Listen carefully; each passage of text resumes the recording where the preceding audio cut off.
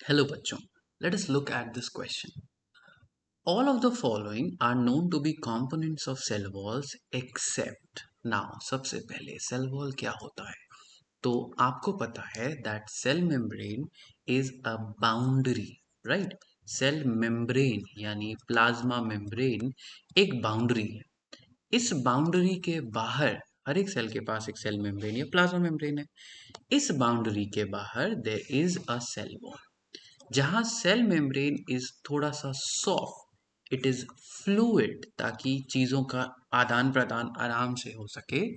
Cell walls are relatively tougher, tough होते हैं ताकि ये सेल को रिजिडिटी प्रदान कर सकें, स्ट्रेंथ प्रदान कर सकें.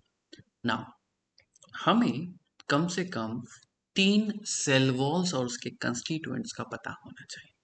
ऑफ कोर्स सबसे पहले हमें पता होना चाहिए कि प्लांट्स या एल्गी में सेल वॉल किसका बना होता है. तो जो प्राइमरी कंपोनेंट होता है वो होता है सेल्यूलोज. ठीक है. और क्या हो सकता है? हेमी सेल्यूलोज हो सकता है. और क्या हो सकता है?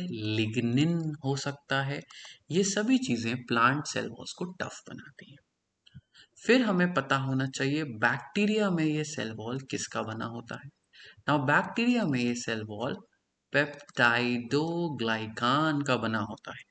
सो ग्लाइकान कार्बोहाइड्रेट, पेप्टाइडो यानी सीक्वेंस ऑफ अमाइनो एसिड्स, तो अमाइनो एसिड्स एंड कार्बोहाइड्रेट्स. फिर हमें पता होना चाहिए कि हमारा फंजाई में सेल वॉल किसका बना होता है. तो इसमें हम क्या बोलते हैं कि हमारा काइटिन का बना होता है. So cellulose, peptidoglycan, chitin, they're all different types of carbohydrates or carbohydrates mixed with amino acids जो हमारे cell walls different different organisms में बनाते हैं. Actin and myosin on the other hand ये प्रोटीन्स होते हैं.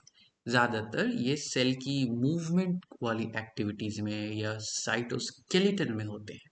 ठीक है. तो ये सेल वॉल नहीं बनाते.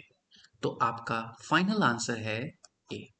B, C and D are. Hope you understood it. All the best.